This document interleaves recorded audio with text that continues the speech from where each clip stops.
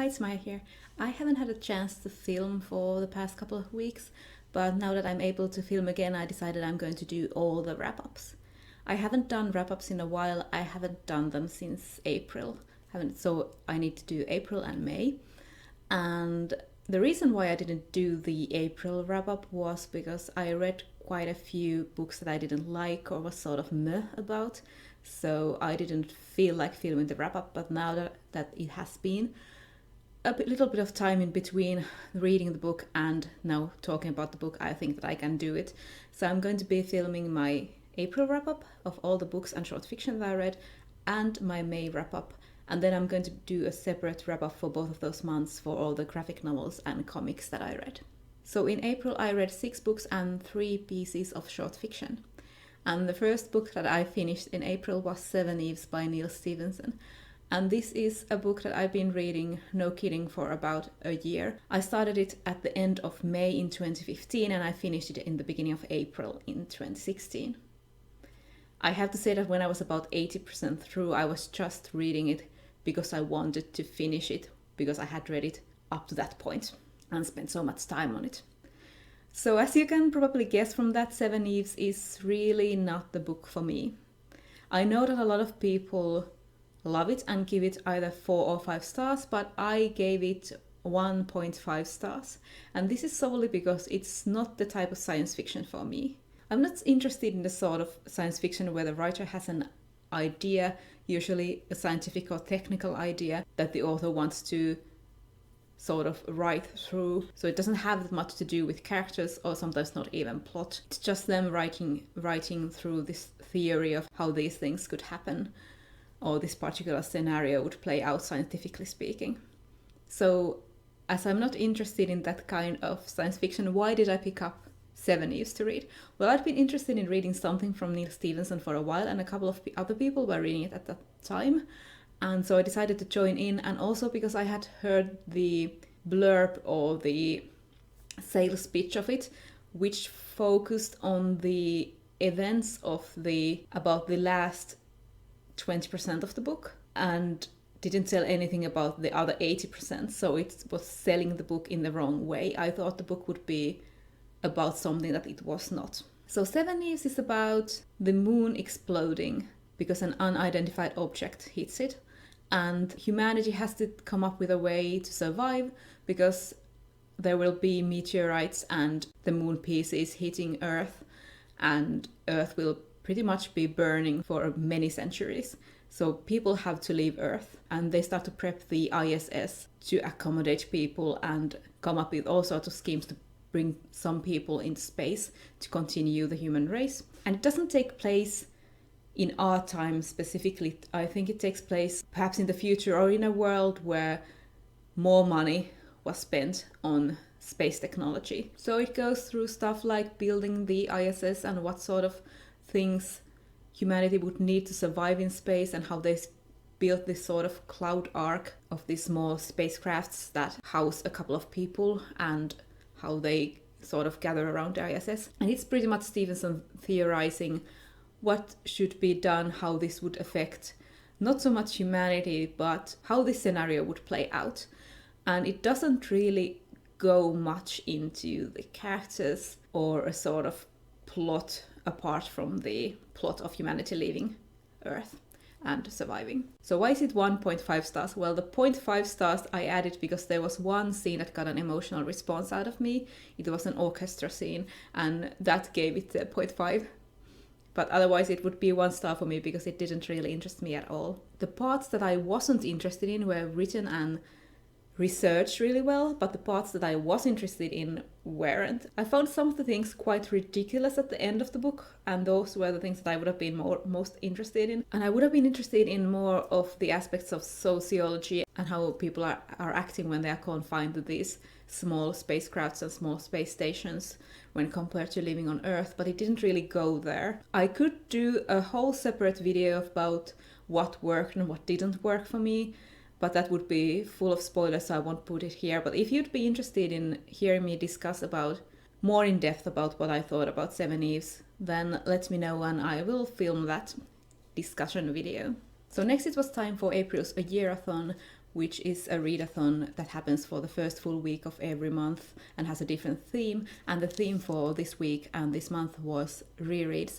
And I decided to reread a few childhood favorites of mine. And those were 3 Moomin books by Tove Jansson. The books were Finn Family Moomin Troll, Moomin Pappa's Memoirs, and Moomin Summer Madness. So Tove Jansson is a Finnish author who wrote a lot of Moomin books for kids.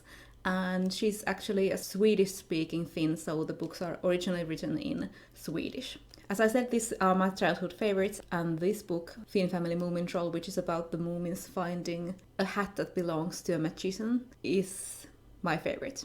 Actually, the name is The Magician's Hat, both in Finnish and the original Swedish. I gave this one 5 stars. Then I read Moomin Pappa's Memoirs, which is the story of Moomin Pappa as a young man, as written by Moomin Pappa himself. And he is reading his memoirs to the kids in this book, but most of the book is the narrative of Moomin Pappa as a kid or as a youth. And this was quite different from what I remembered, because I learned later that Jansson changed some things and added some scenes and music to this book later. So it isn't the same book that I read when I was a kid. I read the translation of the first version of the book and not this one. And I think I prefer the earlier, more straightforward novel, while this is more musing and philosophical. And it might sound weird, but Moomin Pappa's writing style wasn't as enjoyable as Tove Jansson's writing style normally in the Moomin books, if that makes any sense, because after all, Tove Jansson does write Moomin Pappa also. But perhaps you know what I mean. The second half was better than the first. Also, Moomin Pappa is so full of himself, it's amazing. I gave this one 4 stars. And next is Moomin Summer Madness. And this is about a flood that floods the whole valley, and Moomins are forced to leave their home, and they find this floating theater and live there and put on a show, as you can see from the cover. There are also some other exploits, and my favorite parts in this book were the ones with Snufkin. By this time I was suffering from a bit of Moomin fatigue, because I did read all of these during the same week. And I still gave this one 4.5 stars, but I think I would have even enjoyed it a bit better if I hadn't read it straight after the other Moomin books. So after that, I started reading some short fiction, and the first one that I read was Perfect State by Brandon Sanderson.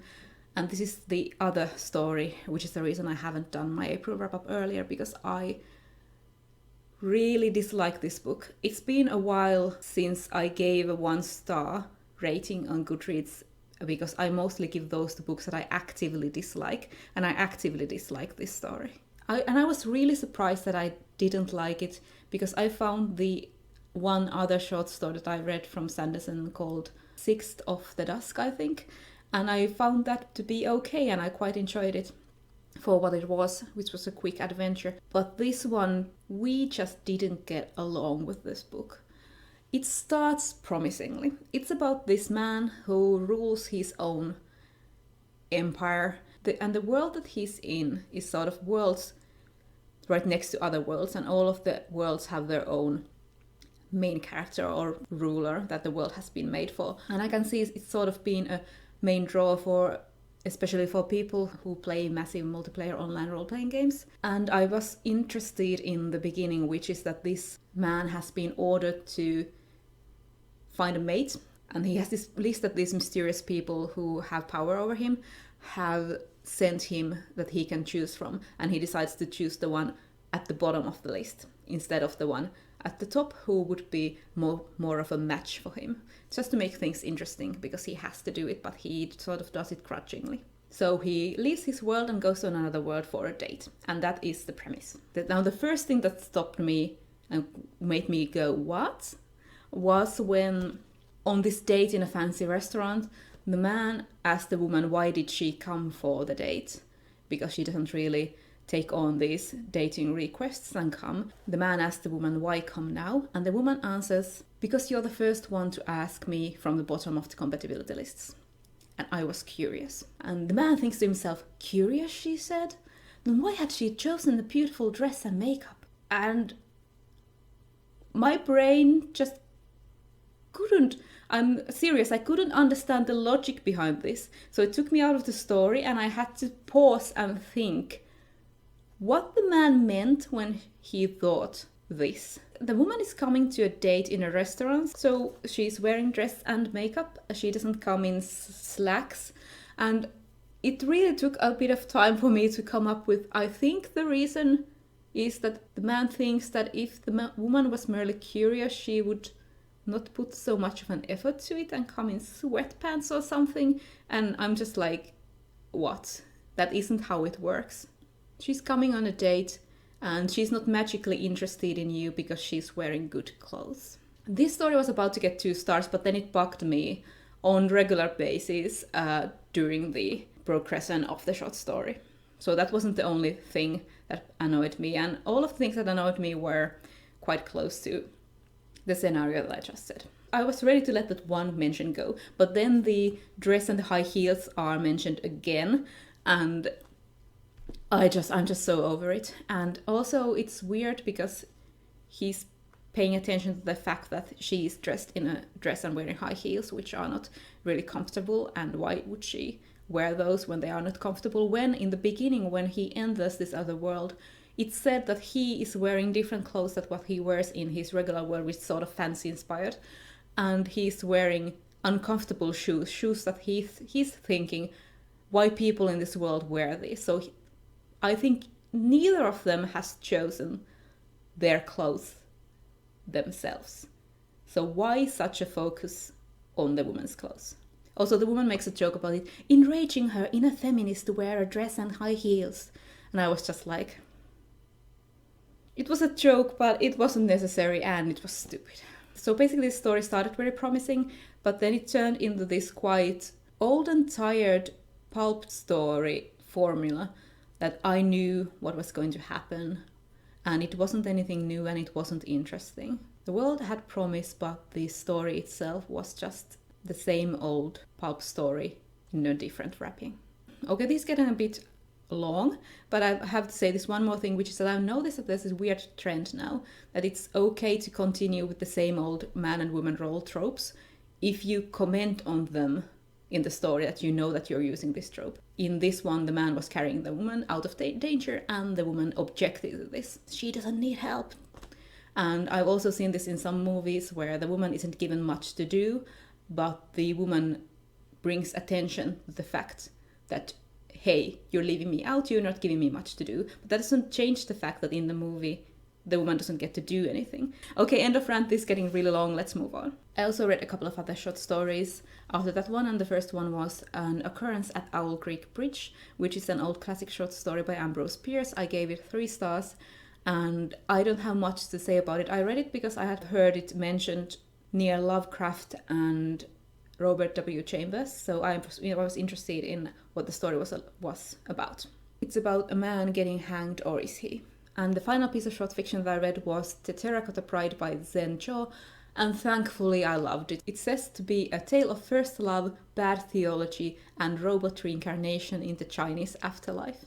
So the main character is Yu Qin, and she is in the 10th court of hell in the Chinese afterlife, and has been forced to marry the richest man on hell.